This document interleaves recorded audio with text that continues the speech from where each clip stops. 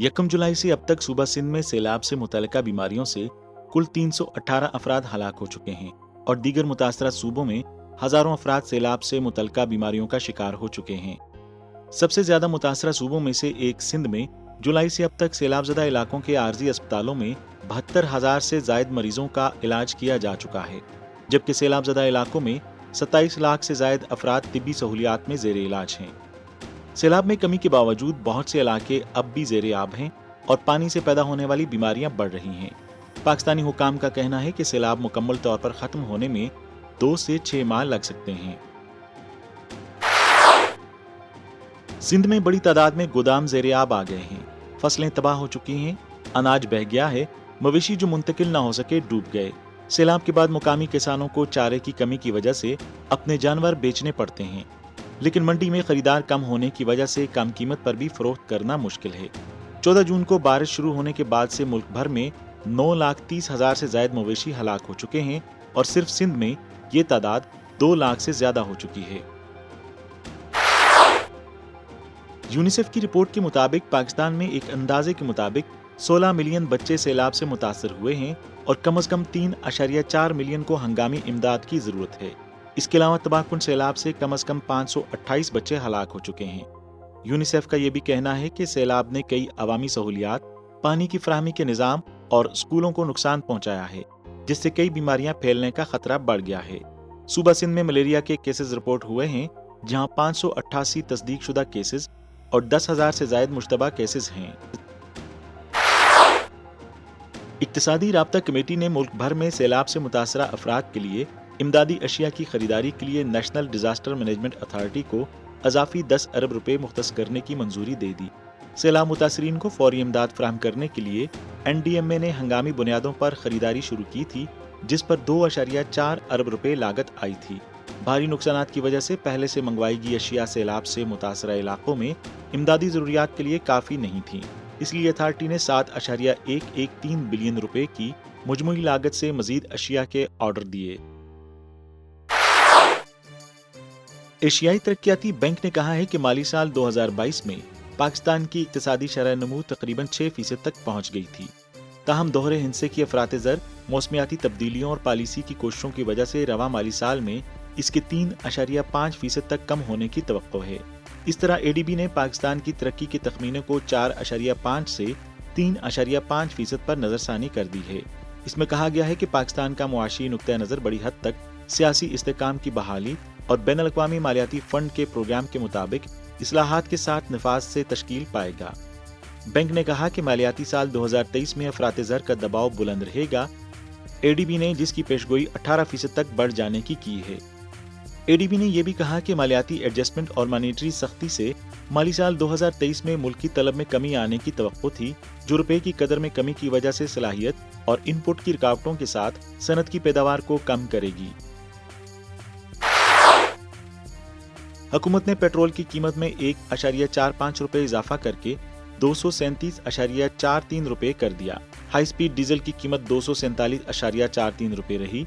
मिट्टी के तेल और लाइट डीजल की कीमतें कदरे कम होकर बेतरतीब 202.02 रुपए और 197.28 रुपए हो गईं। गाड़ियों की बढ़ती हुई कीमतों और बुलंद शरह सूद की वजह से जुलाई के मुकाबले में अगस्त में ऑटो फाइनेंसिंग में 2.2% कमी आई है, जो जनवरी के बाद सबसे कम सतह पर पहुंच गई। आरिफ हबीब लिमिटेड के मुताबिक जून से अगस्त तक ऑटो फाइनेंसिंग में मजमूई कमी तकरीबन 15 अरब रुपए रही है।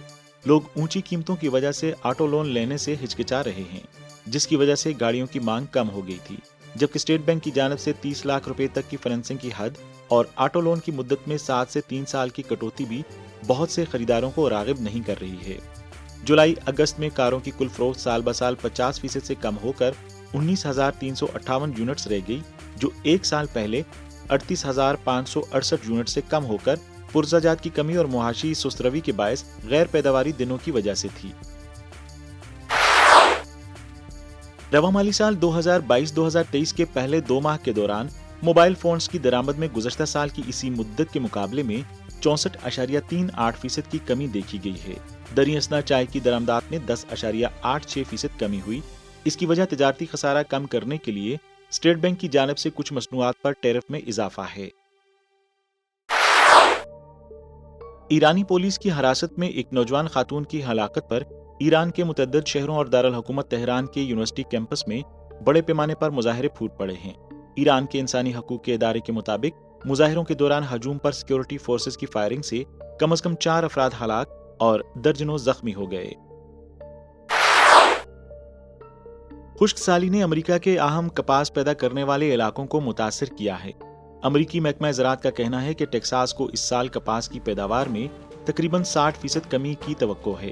ٹیکساس، جو کہ امریکی کپاس کا تقریباً 40% پیدا کرتا ہے، اس سال صرف 3.25 ملین گانٹھیں پیدا کرنے کی توقع ہے، یا پچھلے 5 سال کی اوسط کا 53%۔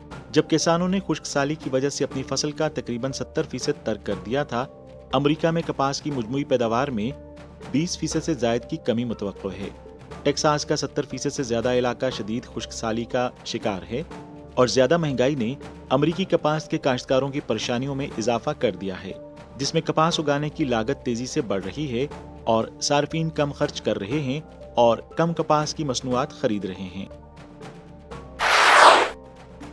روس کے صدر ولادیمیر پوٹن کی جانب سے یوکرین میں جنگ کو بڑھانے اور تیل اور گیس کی سخت فراہمی کے خدشات کو بڑھانے کے بعد تیل کی قیمت میں 2% سے زیادہ کا اضافہ ہوا۔ دریں اثنا امریکہ نے کہا کہ اسے اس ہفتے اقوام متحدہ کی جنرل اسمبلی میں 2015 کے ایران جوہری معاہدے کو بحال کرنے پر کسی پیش رفت کی توقع نہیں تھی، جس سے بین الاقوامی منڈی میں ایرانی تیل کی واپسی کے امکانات کم ہو گئے ہیں۔ امریکی ڈالر کرنسیوں کی ایک ٹوکری کے مقابلے میں 2 دہائی کی چوٹی کے قریب منڈلا رہا ہے۔ 1% اضافے کے ساتھ 110.27 تک پہنچ گیا ہے۔ 2 سالہ US ٹریجری نوٹوں کی پیداوار 2007 کے بعد سب سے زیادہ پہنچ گئی ہے۔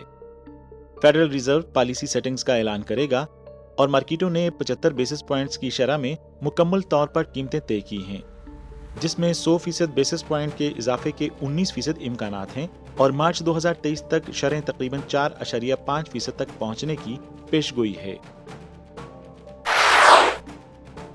افغان عبوری حکومت اور امریکہ نے افغانستان کے کابل انٹرنیشنل ایئرپورٹ پر قیدیوں کا تبادلہ کیا ہے۔ افغانستان کے قائم مقام وزیر خارجہ منوچر متقی نے کابل میں ایک نیوز کانفرنس میں کہا کہ امریکی حکومت نے افغان عبوری حکومت کی جانب سے امریکی شہری مارک فریچس کی رہائی کے بدلے میں افغان شہری بشیر نورزئی کو رہا کر دیا ہے۔ دونوں فریقوں نے کابل کے بین الاقوامی ہوائی اڈے پر قیدیوں کا تبادلہ مکمل کیا۔ بشیر نورزئی، جن پر امریکہ کی جانب سے منشیات کی سمگلنگ کا الزام ہے، تقریباً 20 سال سے امریکی فوج کی گوانتانامو بے جیل میں قید ہے۔